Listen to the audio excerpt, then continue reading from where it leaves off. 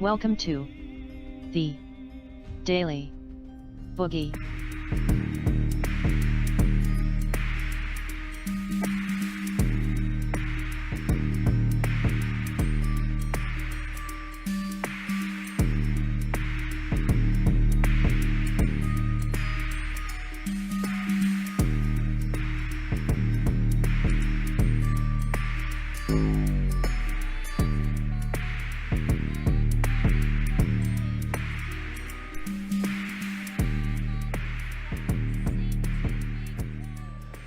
All right, that's a nice little segue into this, which I found it's a couple of weeks old, but it's still fresh enough to go over. Thought we might get a kick out of this. We're going into overdrive. Now that the March for Our Lives has ended, the conversation is turning to the future, particularly ways in which we can end the epidemic of gun violence in the United States. Gun violence. When you look at some of the deadliest mass shootings in American history, one fact becomes abundantly clear. The shooter is almost always a man. There it is! When we look at the mass shootings in America, one thing is abundantly clear. It's the men's fault. 94% of all mass shootings are committed by men. Including most of the deadliest shootings in recent American history, starting with the Las Vegas concert shooting, the deadliest mass shooting in modern history. It left 58 people dead. The 2016 Pulse nightclub shooting in Orlando, 49 people died. The shooting at Sandy Hook Elementary School in Newtown, Connecticut killed 27, including more than a dozen children. Last year's shooting at a church in Sutherland Springs, Texas, the deadliest American shooting in a place of worship, couldn't agree more. Left 26 people dead. And of course, there was last month's shooting at Marjorie Stoneman Douglas High School in Parkland, Florida. 17 students and adults were killed. Firebird says, except at YouTube, but that's just a suggested theory. In fact, Drink only up. one of the top 10 deadliest shootings in modern U.S. history involved a woman. That was the shooting in San Bernardino, California, which was perpetrated by a husband and wife. It was only a half tick for the women on that one. It was a husband and wife team. She was probably a Trump voter, so therefore her husband told her to do it, and she obeyed. People died. So what's Just ask happening Hillary to Clinton. our boys, and how can we help them? Well, my colleague Stephanie Jake says, I just bought David Hogg's book. It came with crayons. Rule sat down with a group of young men to explore the pressures of masculinity and why some... Let's explore the pressures of masculinity with a group of young men. Know Thyself said, someone should take guns from the hood. They've been killing each other with them for years. eventually turn to violence.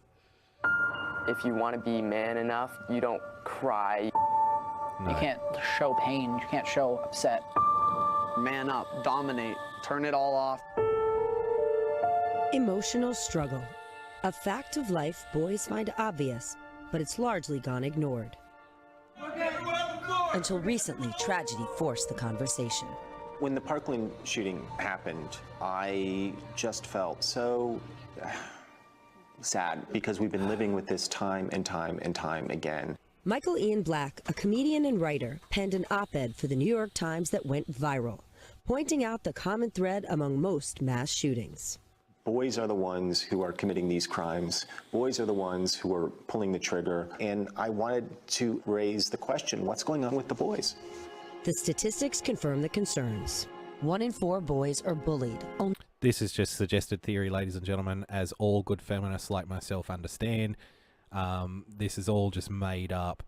It's really a patriarchal construct that men use to oppress women, and in doing so, they bully each other, they kill themselves because of patriarchy and sexism. Only 30% tell an adult.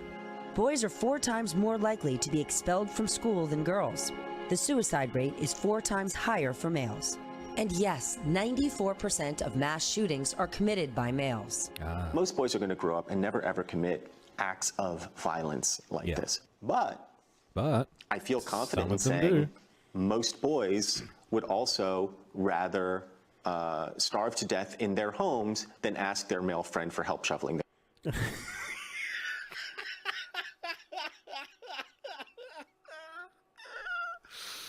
Yep. I feel confident in saying that most boys would rather starve to death in their homes than what? Ask their friend to help them? Most boys would also rather starve to death in their homes than ask their male friend for help shoveling their driveway. Right. This, which is not yeah.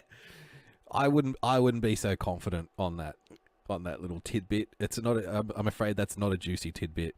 If you go back to the start of the show, that is a tidbit dry as a wooden tit. That one. That's not juicy at all. No, I'm pretty confident that most boys would not rather starve to death than ask their friend to help them shovel their driveway. Okay. This is very scientific. This is very insightful. Let's carry on. Masculinity. It's killing us. Masculinity is killing us. We brought together a group of young men to give us their take on the emotional well-being of boys today. See, maybe before we go too far down the rabbit hole here, maybe I should just tell you a little bit what I'm thinking, right?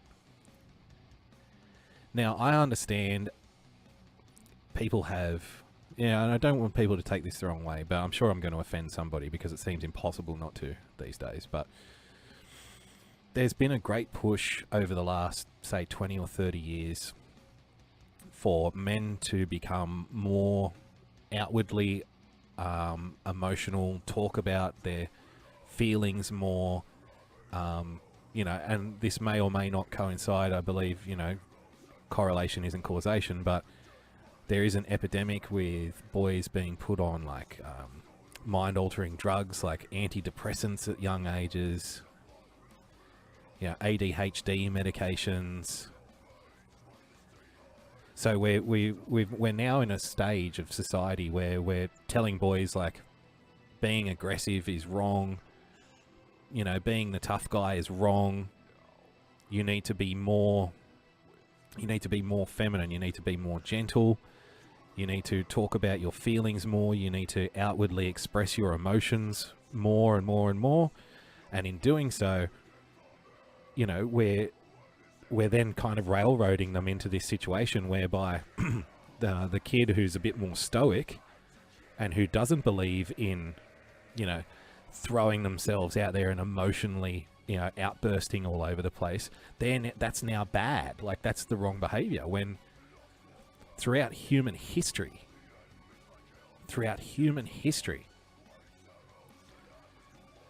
it's been expected, yes, that the men, deal with their problems, man up, so to speak.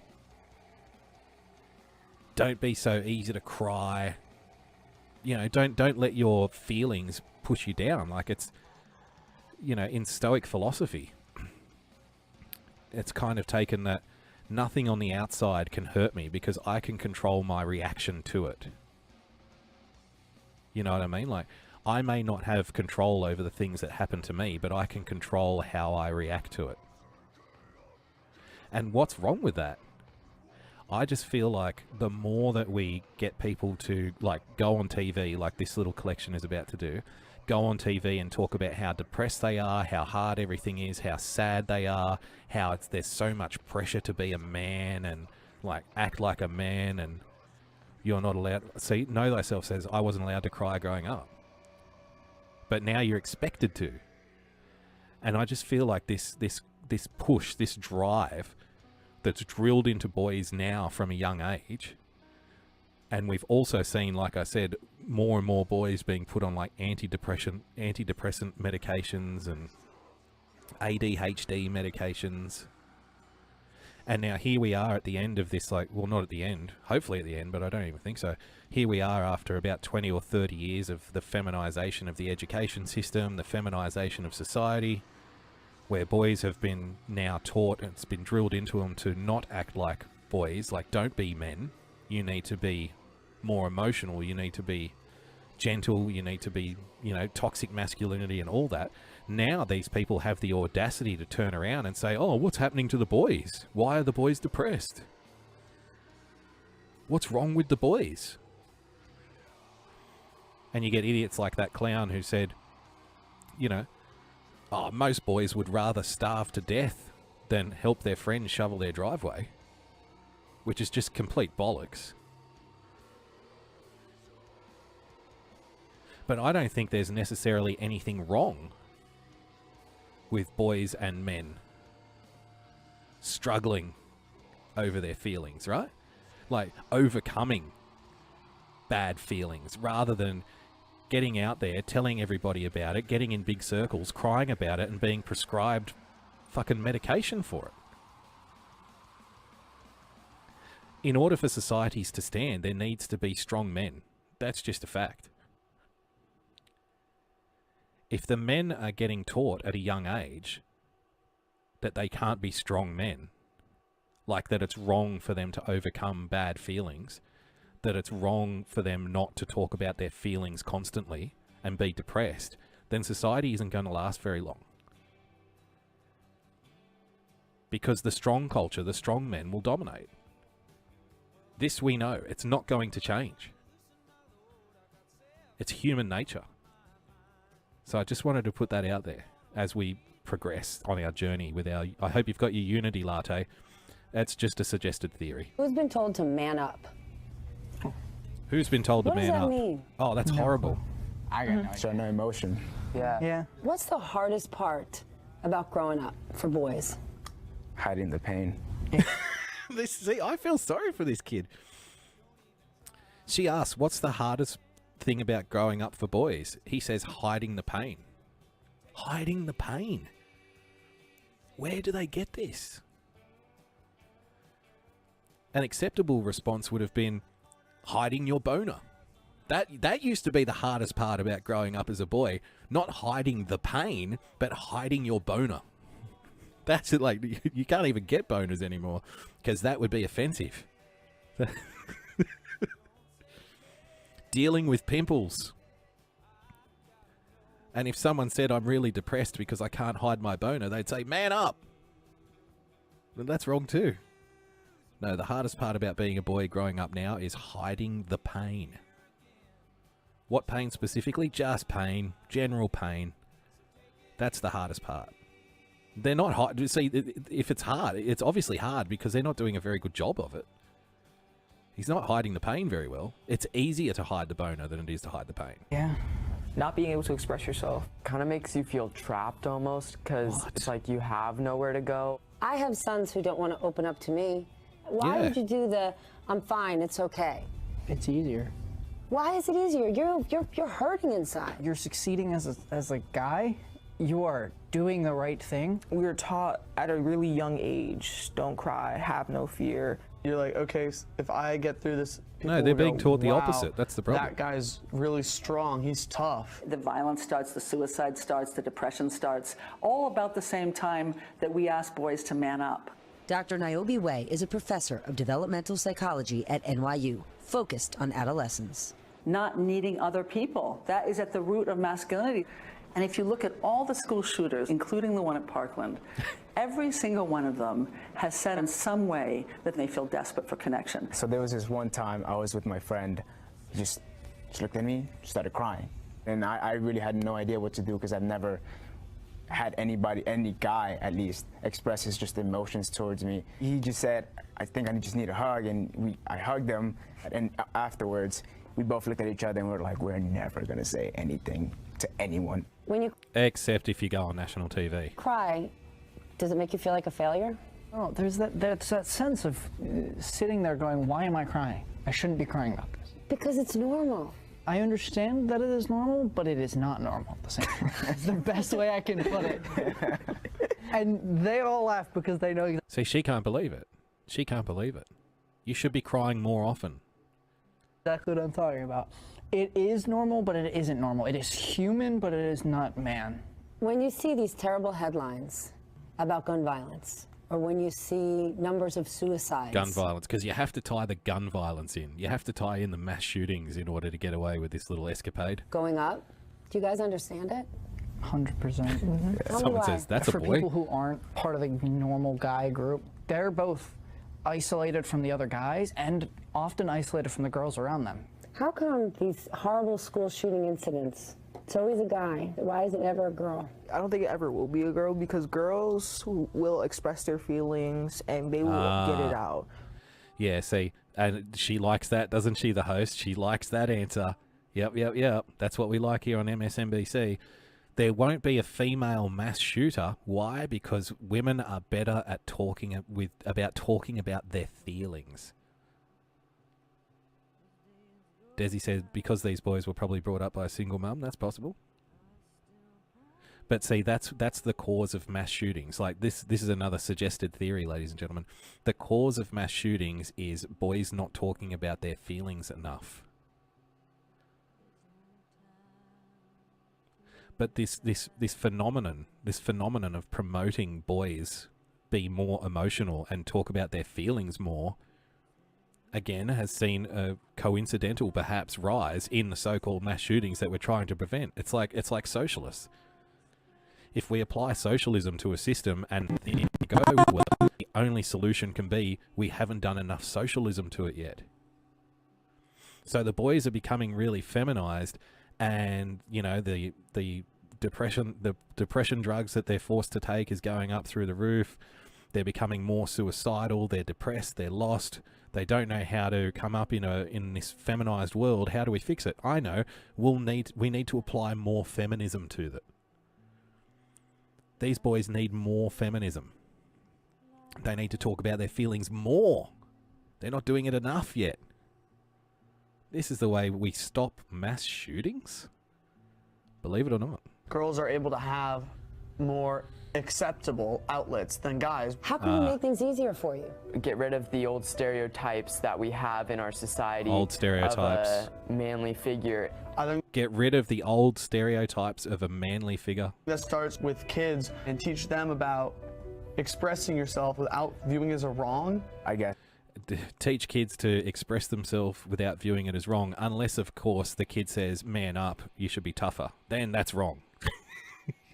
Unless expressing yourself is expressing yourself like stoically and saying, no, I'm not going to pretend to be depressed, or I'm just going to deal with it on my own. Thanks anyway, because I want to be a bit of a man about it. That would be wrong. So don't teach them that. Teach them the opposite.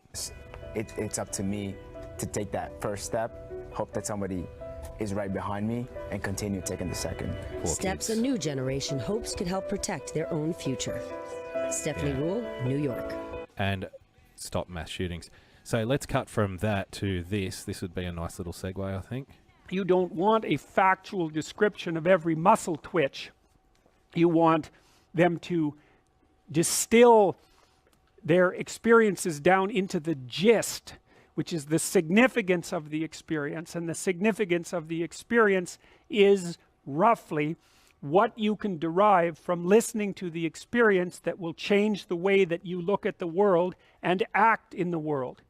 So it's valuable information, and they can tell you a terrible story, and that can be valuable because that can tell you how not to look at the world and act in it, or they can tell you a positive story. You can derive benefit either way, which is why we also... Doc, thanks for joining us, by the way. Just while I've got you, a couple of quick follows. Follow Jake at Total News Network, always fun. Follow Kimmy for late night, very, very seductive late night, dirty, flirty chat. Follow Doc G for the similar, but in reverse. Follow James for good info. There you go. Dirty, flirty chat with Kimmy and the Doc.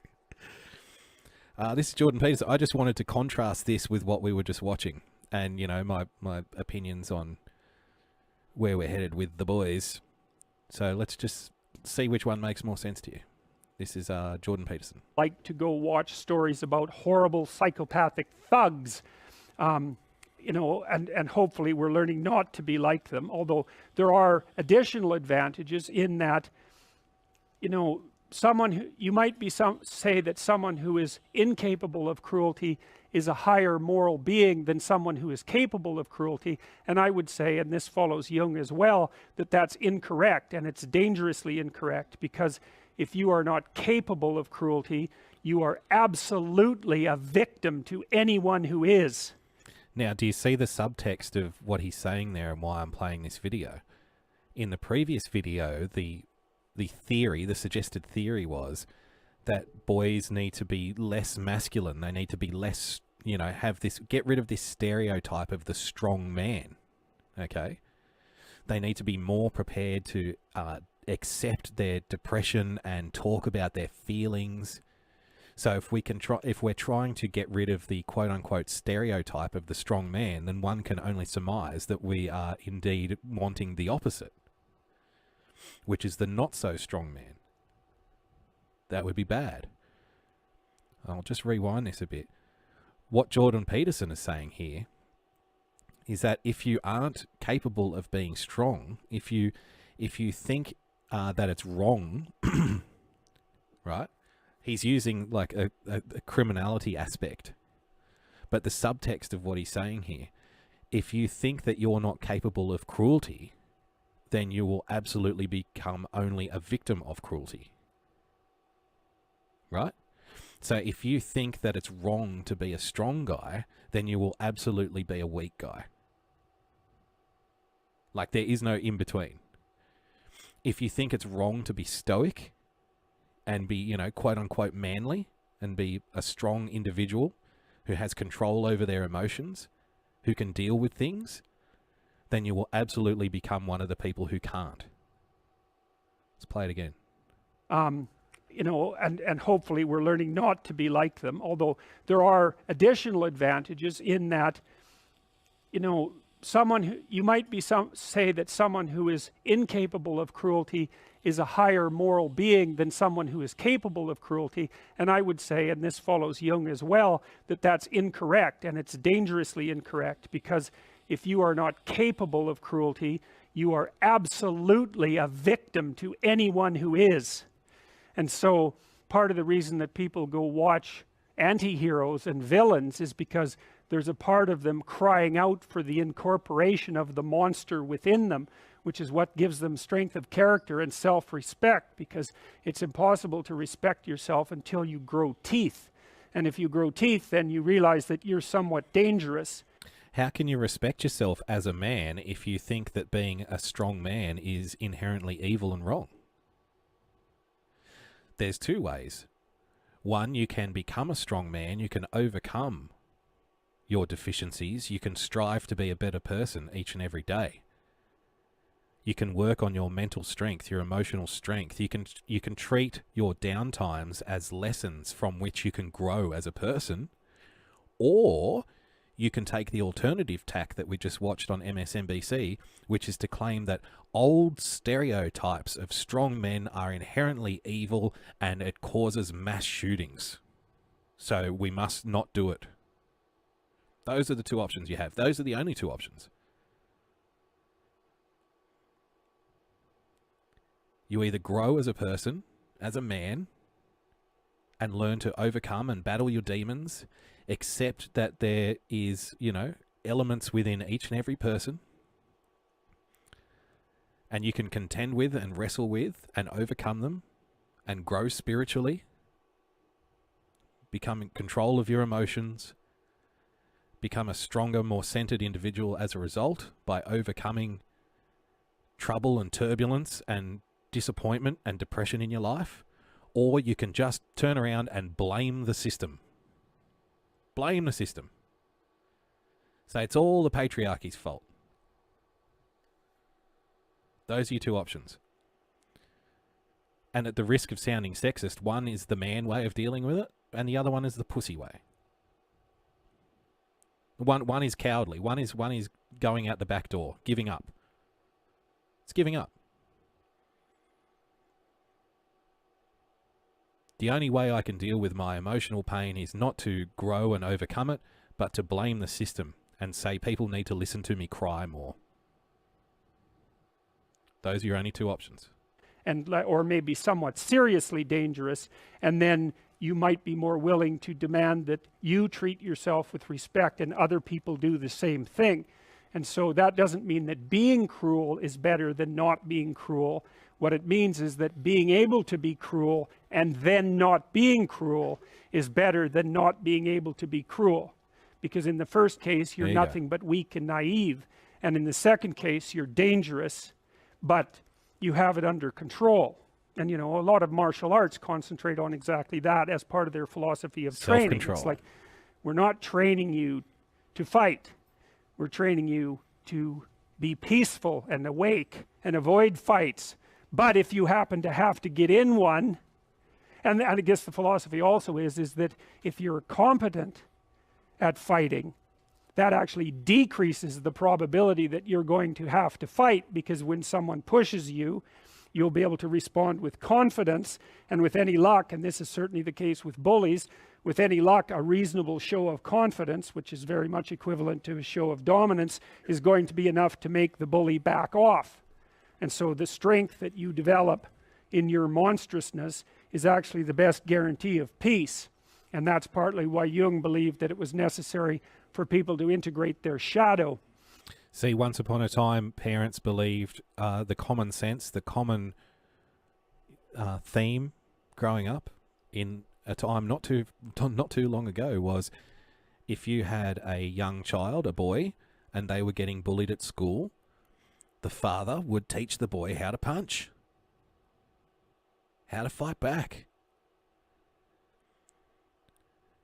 The kid gets bullied at school for a couple of weeks.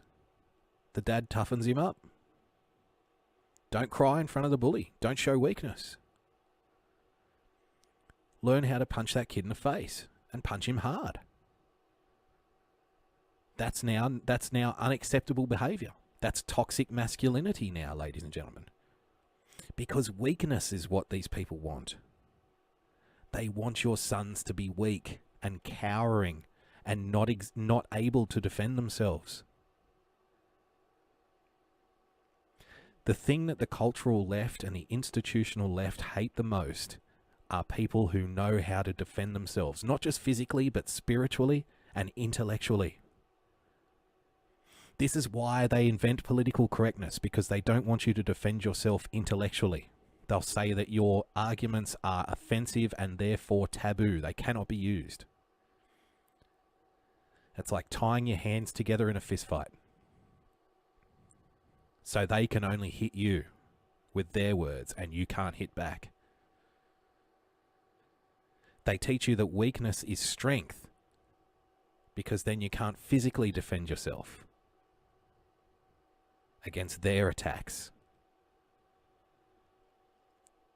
Who are the ones massing in mobs and attacking people on the streets? Who are the ones burning down buildings? Who are the ones no platforming? Who are the ones wearing black masks, spraying mace and hitting people with batons? And who are the very same ones telling you that you're not allowed to hit them back?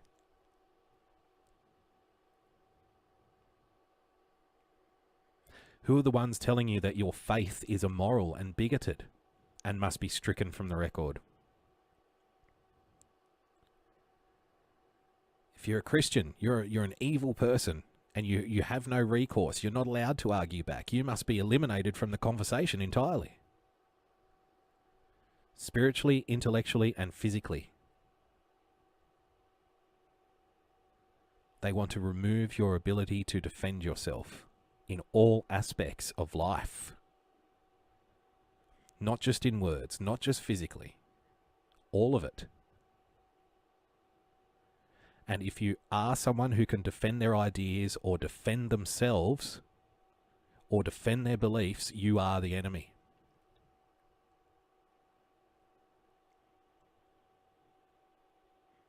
And you must be re-educated. Of course, they understand that it's far too difficult to do this with adults. So they get you as a child. They get you as boys. They get you when you're young, when you can't defend yourself physically, when you can't defend your ideas, when you can't defend your beliefs. They get you before you've had a chance to learn how to fight back. They get you before you've had a chance to learn how to defend yourself. So they can mold you into the cowering, slobbering, apologetic heap that won't stop them when you grow up. And he said that was a terrible thing for people to attempt, because the human shadow, which is all those things about yourself that you don't want to realize, reaches all the way to hell. And what he meant by that was, it's through an analysis of your own shadow that you can come to understand why other people are capable, and you as well, of the sorts of terrible atrocities that characterized, let's say, the 20th century. And without that understanding, there's no possibility of bringing it under control.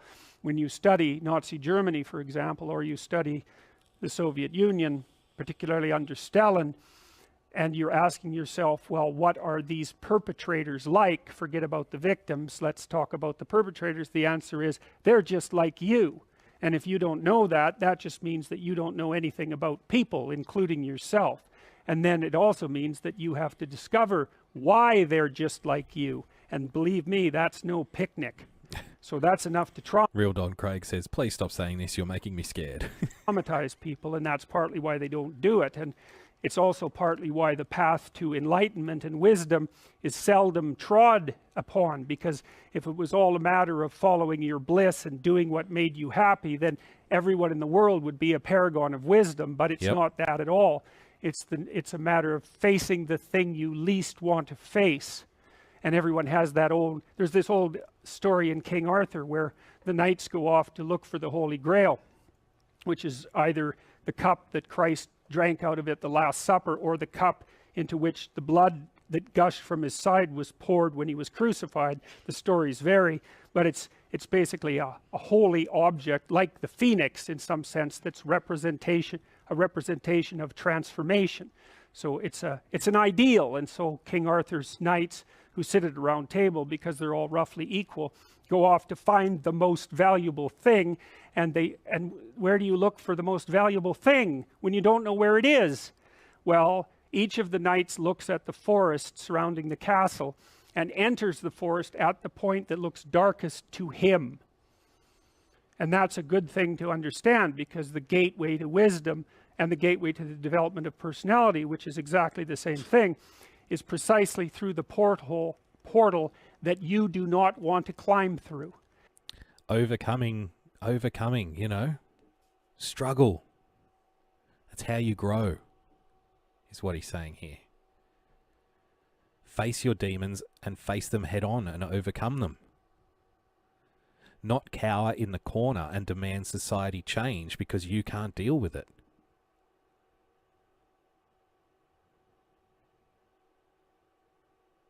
Defend yourself, grow, become stronger. And the reason for that's actually quite technical. This is a Jungian presupposition too, is that, well, there's a bunch of things about you that are underdeveloped, and a lot of those things are because there's things you've avoided looking at because you don't want to look at them, and there's parts of you you've avoided developing because it's hard for you to develop those parts. And so it's by virtual necessity that what you need is where you don't want to look, because that's where you've kept it. And so, and that's why there's, you know, an idiosyncratic element of it for everyone. Your particular place of enlightenment and terror is not going to be the same as yours, except that they're both places of enlightenment and terror. So they're equivalent at one level of analysis and different at another. So anyways, back to fiction and what it does. It distills truth, and it produces characters that are composites. And the more they become composites, the more they approximate a mythological character. And so they become more and more universally true and more approximating religious deities. But, you know, rather than turning to our children, maybe, just an idea, rather than turning to our children and saying, you've got such a hard life, you're so depressed, you need to feel sorry for yourself, other people need to feel sorry for you, and this is the way forward. Rather than doing that, why don't we present the alternative and say, a hard upbringing, you know, a sad start to a story is a great way to begin a success story.